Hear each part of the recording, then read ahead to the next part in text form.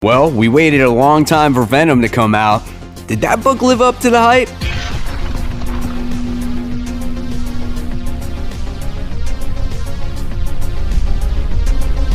Hey, all my webheads out there, welcome back to Comic Book Corner 2.0. And of course, guys, you're back with me, your host, Mike Spider Slayer, always helping you make decisions on what comic books to buy. And today, guys, I'm bringing you another episode of After the Poll. That's right, guys. This is the video series where each and every week I talk about some of my most highly anticipated comic books I was looking forward to reading and seeing if these books live up to the hype and maybe if you should buy these books if you have not bought them yet. Just to let you know, there is spoilers in this review show, so if you have not read your comic books yet, I suggest you read them first, then come back and you can leave your comments down below. And of course, guys, before we get started, if you want to help support the channel, just go ahead and hit that join button right there on my home screen.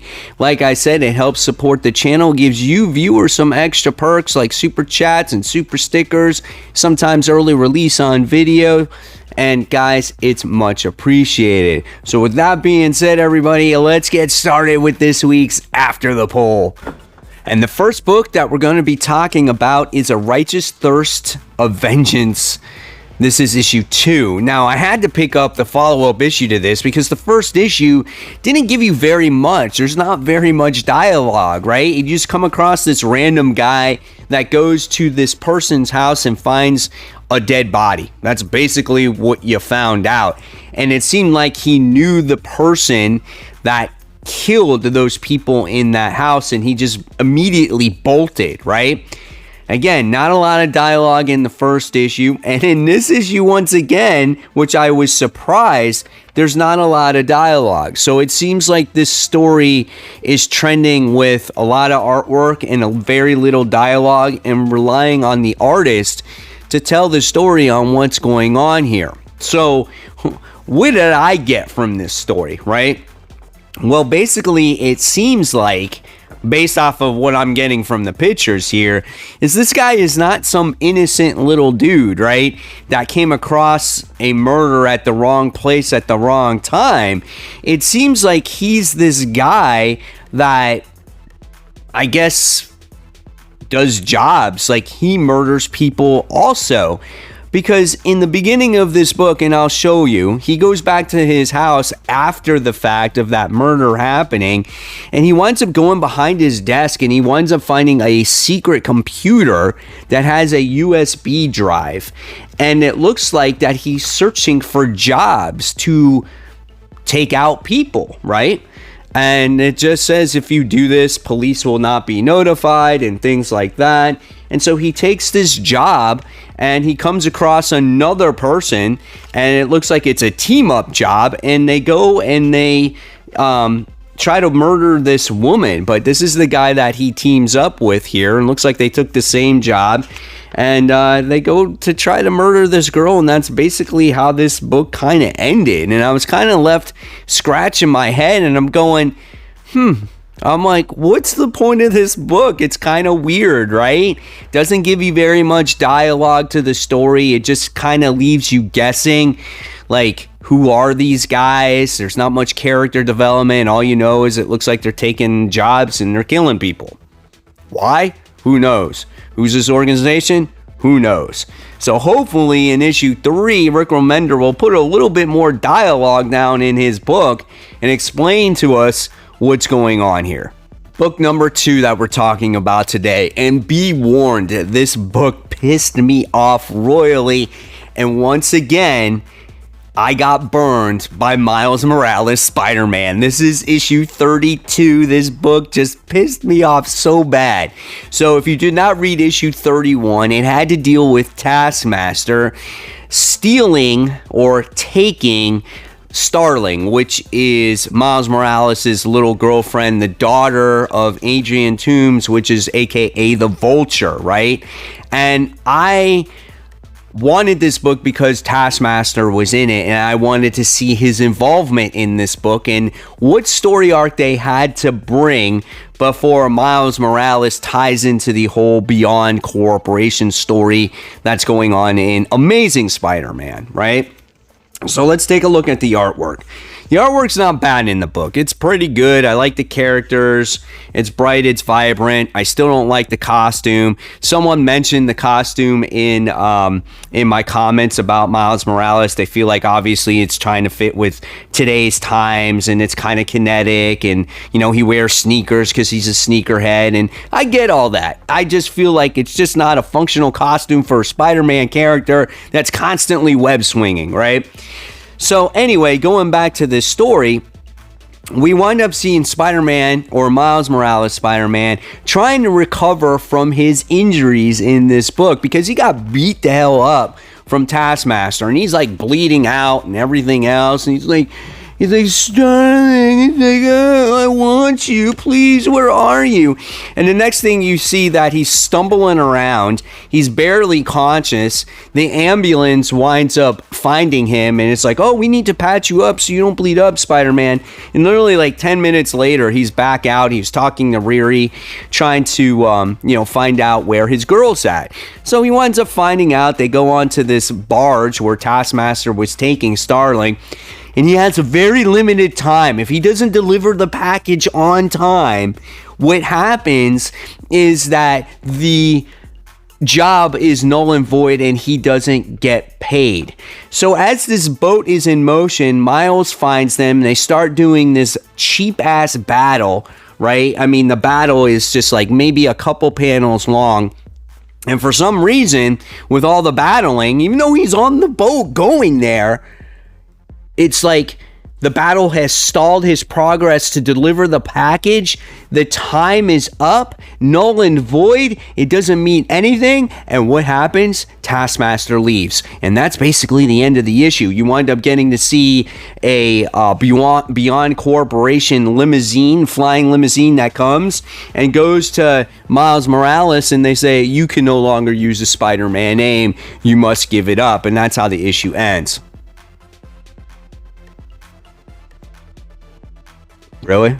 This is the story that you brought to me? I get it. It's a filler story arc, right? And I can kind of appreciate it in ways of what Ahmed was trying to do. It's kind of like going back to old school comics, how comics were like a 1-issue, 2-issue story done type of thing, right? But the dialogue that you get in this book does not equivalent to even 1 issue. This is like a half of issue between the 2 books I just read, and nothing happened. It was like she gets captured, and it's the biggest cop-out ever. We don't see a great fight. There's no real motive. We don't even know who he captured her for. That is lazy, in my opinion. Like, we could have at least got a name drop or something there on why they wanted her. Will they revisit this in the future? I don't know, but I was severely pissed off when reading this comic because it gives you no information on what Taskmaster motive was. At least back in the day, when you had old school issues like in the 80s or whatnot, you got a really enriched story with 1 or 2 issues of a story, and you get it in depth, and then it concludes and it goes to the next thing. Here, it was just like, she gets captured, time's up, I'm leaving. And that's it. God, man, this really aggravated me. So if you're looking to continue this or buy this, I say don't, right? Because this issue was definitely a miss for me. So now we're talking about book number 3, the other craptacular book that I read this week. This was The Amazing Spider-Man issue 78. The 2 Spider books this week basically go in the trash for all I care. I was definitely disappointed with this issue. Kelly Thompson wrote, I felt like, which was a good first part in issue 77. But when it came to issue 78, this was another second part to a story that just you could just leave it. You don't even have to pick this up. This was so bad. Okay, our artwork in here was done with Sarah Pacelli and Jim Toe, and you can tell that the artwork is different as you go through this art. Like in the beginning, it's actually pretty good. And here we get to see some cool battle scenes with Spider-Man and whatnot. And the beginning of the issue was okay when you get to Morbius battling Ben Reilly, right? But then at the end, at the last picture here, where you get to see Kraven the Hunter, it's just not the same. And the art or the coloring is just a little bit off for me too. But let's talk about the story here. So what happens in this issue?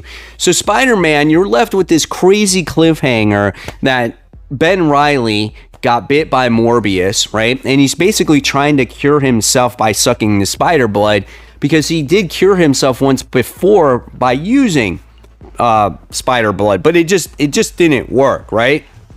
So nothing really happens to Spider-Man in this book or Ben Reilly. He basically is lethargic. If you don't give him medicine, maybe eventually he's going to change, and that was actually, hinted at a little bit in this issue, but of course they didn't go through with that. And Ben Reilly just basically conveniently leaves the fight scene through this teleportation device that's in his apartment, and Morbius follows through him, right? And as Morbius comes through this portal, he gets this beam that slices right through his arm and chops off his arm. So we get to see that in this issue, and you're just like, oh damn, Morbius is just getting beat up. So what happens, right? So you get to see Misty Knight and what's her name, Colleen Wig or whatever it is. They do battle against Morbius for a little bit, and they capture him. And that was the issue. And, Ben Reilly's like, oh, I'm sorry, I could have gotten hurt. And his girlfriend Janine's like, well, if that device, saved your life, then it's okay to be part of this, and blah, blah, blah, blah. And then that was it. The only thing that I got out of this book was when we go back to the medical center and Peter is in his coma, we get to see Black Cat in this issue. And I thought this was a great scene where she comes up to him and she sees him in the hospital bed, and it's just like, oh, Spider, and she's like, come back to me, Spider. And look who's looking in the background, where it's Mary Jane. And Mary Jane's like, oh shit. She's like, what's she doing there? But she's not a bitch about it. She's actually just like, she's basically approving that Black Cat is there, and she understands that she's just an emotional support system for him so he can come back to us, right? And I thought that was really cool. That was a really cool scene, because at one point he did open his eyes for a second there, right? So those 2 pages were the highlight of the book. When it came to the fight scene with Morbius, this was definitely a miss. This is another book you just don't read. If you just read these 2 pages right here with Black Cat, Mary Jane, and Peter, that will make the book for you. But it's definitely not worth the $4.99 or $3.99 that it costs. Book number 4 that we're talking about today is a new one for Aftershock, and Aftershock's been coming out with some pretty good books like Chicken Devil and whatnot. This one is My Date with Monsters. This is issue 1. The concept of this book is really cool. It's basically, what if the government tried to weaponize dreams, okay? And basically, it just all goes wrong for the government. And the concept sounds good, but reading this book was definitely a chore. There was so much going on in this book. There was so much information thrown at the reader that you are just like, oh my God. Just the explanation alone of how this whole ordeal has happened was so confusing in itself, right? Let's check out the interior artwork in this book. Here's some of the interior artwork, and I'll explain to you kind of, or try to, what's going on in this issue. Here's some more of the artwork here. It's nothing spectacular. There's not a lot of action that happens in this book. There's just a lot of story, and this is a book that you're going to have to read a couple of times. But we get our main character in this book who is taking care of her daughter. She's a single mother. Her husband wound up getting killed in these experiments and whatnot.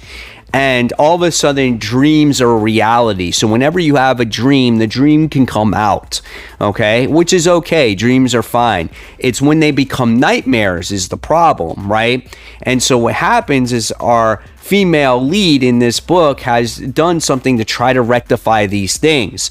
So she has come up with this drug to make you dream easy so there's no nightmares that hit the streets.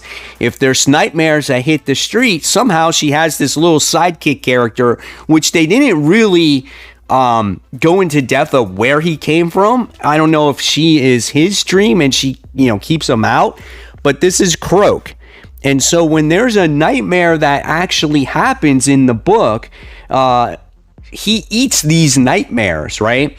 And you get to learn so much about everybody, and it's like you learn about the main character, you get introduced to the Croak guy, you get introduced to the babysitter who likes to smoke pot and she's watching porn on the internet, and then you get introduced to the daughter, you get introduced to the experiments and how they got wrong, and you got introduced on how she's looking for love and the government wants to find her love because if she's happy again, she won't have nightmares, and then the nightmares will go away, and then somehow we go into the daughter's school, and then there's a kid that falls asleep, and there's a nightmare that happens in the school.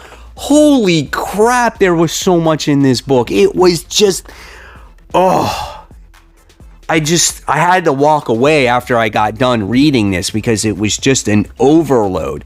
I appreciate the originality of the story, but there is a time and a place where you need to break apart the issues and be like, let me just introduce to you the main story, and let me just introduce to you what has happened in this world. Then we'll go into all the other stuff, right?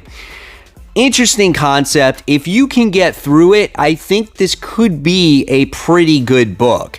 I'm going to check out issue 2 when it comes out and see if it settles down a little bit more, or do they just continue to throw everything at you, right? So we'll see what happens. But if you want to try something different, this is definitely it for sure. Book number 5 that we're talking about today, and this is another new number 1, and I have been anticipating this one pretty hard. This is The Thing, issue 1. So, The Thing has not had his own series since the 80s, and I've had a few issues here and there when it came to it, but never really got into it. However, I do like Ben Grimm as a character. I think he's funny. I think that he can probably hold his own title to a point, right? And this is a series that takes place before anything that's going on right now in the current Fantastic Four book, right? Here's the artwork in this book. It starts off kind of dark, but in very many ways, it's the coloring in here, it reminds me of a old school comic book, and it does give me this, this cartoon or Saturday morning vibe to it and whatnot. But it's not a very happy comic. It's actually very depressing, and I did not expect that from this character, right? Because everything that he's going through is just it reminds me of a depressing Peter Parker Spider-Man book, right? It's just he's got no luck right now.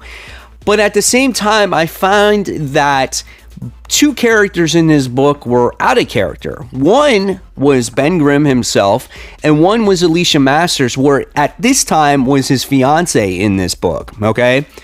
I also had flashbacks of freaking Kindred in this book because you get introduced to this character who's in this hooded cloak. You don't see too much of him, but you do see him. And let me see if I can find him real quick. Look at him right here. I'm like, dude, that's Kindred all the way. He rips people's hearts. He gives them their darkest nightmares. He shows Ben Grimm the end of the world basically in a page. And I'm just like, oh crap, what's going on here? But you see this random Kindred wannabe character, and he takes out this guy, and he's just like, oh, you can't have her, right? And it's this mysterious girl that's in this picture in the background. So everyone's out of town. Alicia Masters just got doing this painting stuff and things like that. And Ben Grimm sees her with, the person she went with, and he got super jealous. And the dude winds up macing him, right? And I'm like, what? You mace Ben Grimm? And I was just like, that guy's an asshole for doing that. But what happens is he gets all mad. He flips a car in an accident because he's in pain and whatnot. And then Alicia just winds up going with this guy. And she's just like turns her back and she just goes, Ben. And that's it. And he gets arrested. Hercules is in a prison with him. And you see him escape. He goes back home.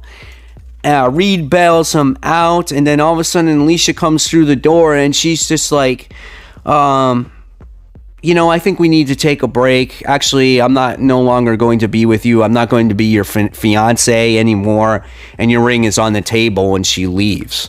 And Ben's like, okay. And it's like, these two have such a history with each other. They've loved each other so much. Because of one little instance, because he was jealous of a guy and he got maced by that guy and you're going to break up with him.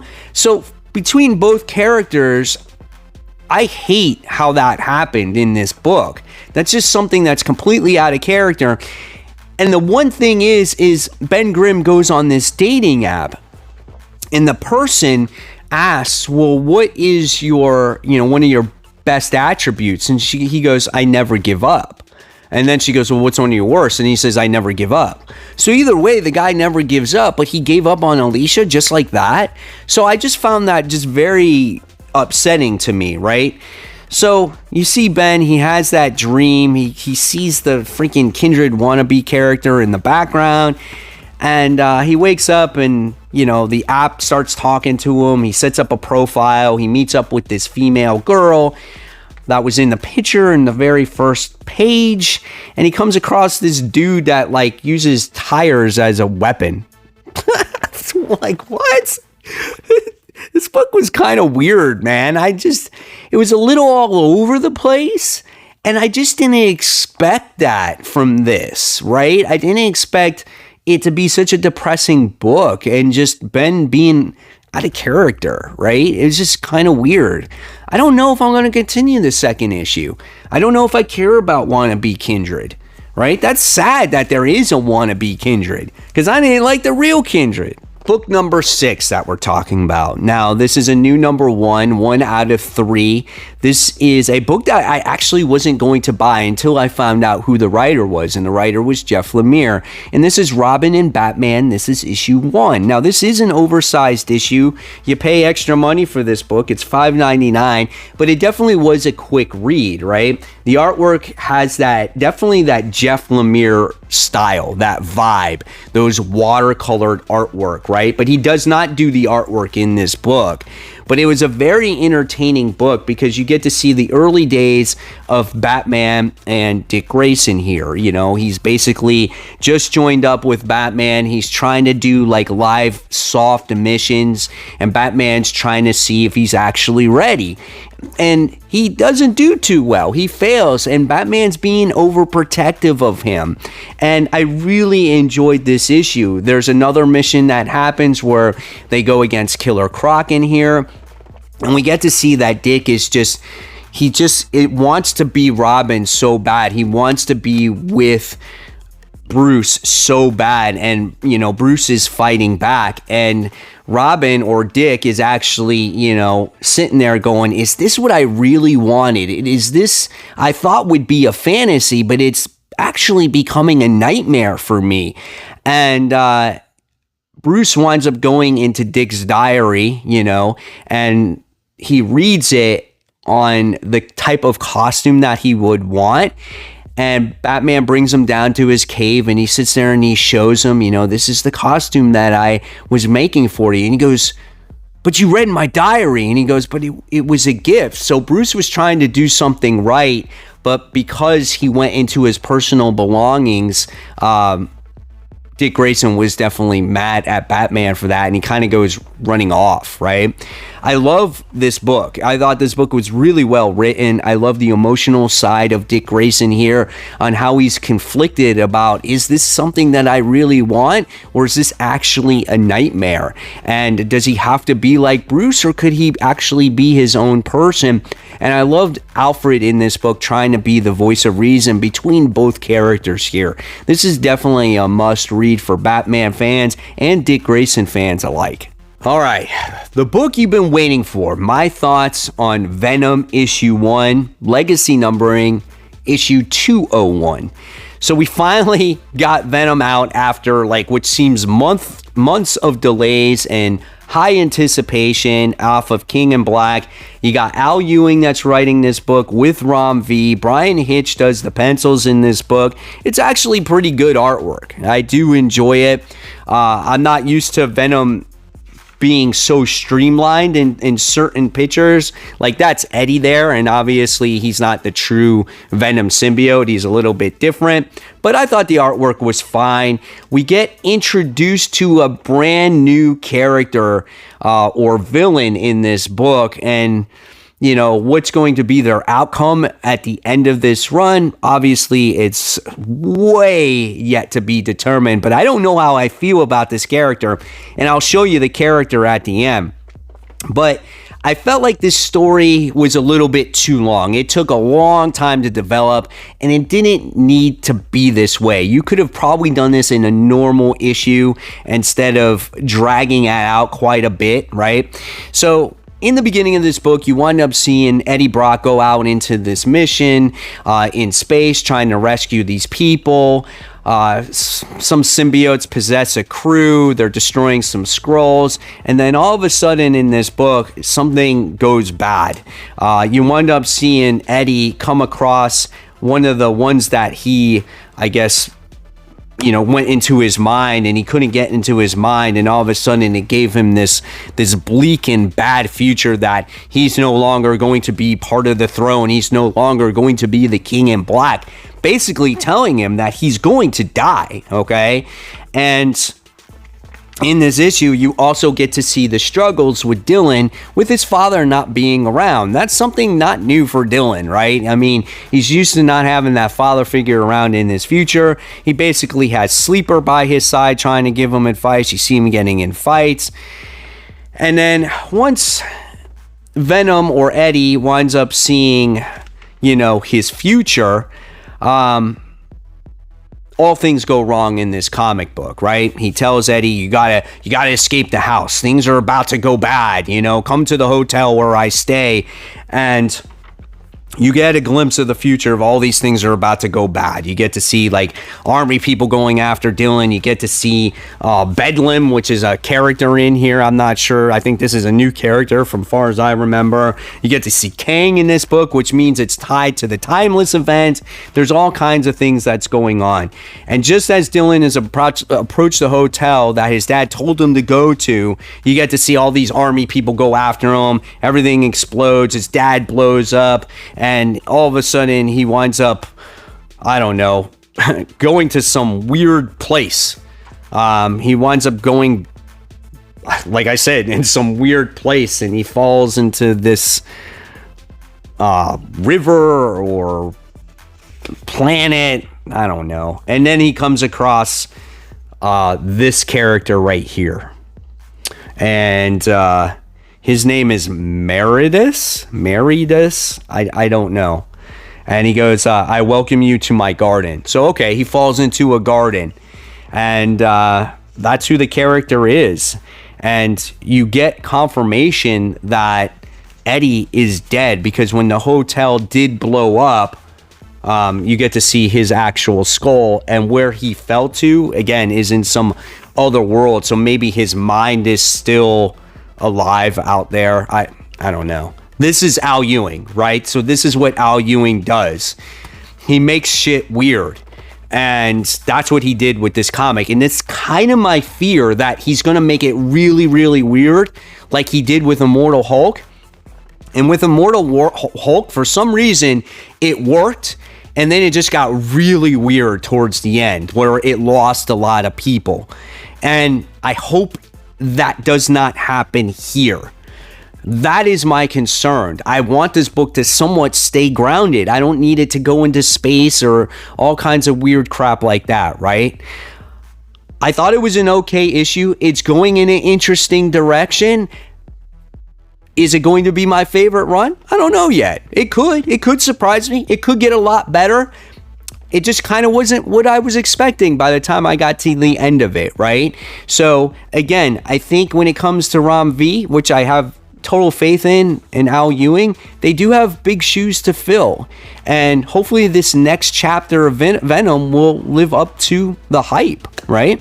So we'll see where that goes, but I say definitely check it out, and it definitely is a first appearance of a brand new villain in here, so we'll see where it goes. All right, fans, so there you have it. There is another episode of After the Poll. There are my thoughts on some of my highly most anticipated comics of the week. Now, I want to know in the comments below what you thought of these comics, and maybe recommend some comic books to me. And as always, guys, if you like this video, please give it a thumbs up, subscribe to the channel. Don't forget to hit the bell so you don't miss any content. If you missed my comic book haul, I'll leave that right here for you to check out, and some other random playlists there as well. And of course, guys, as always, keep buying, keep collecting, but most importantly, always read your comic books. Guys, thank you so much. I'll see you real soon. Bye.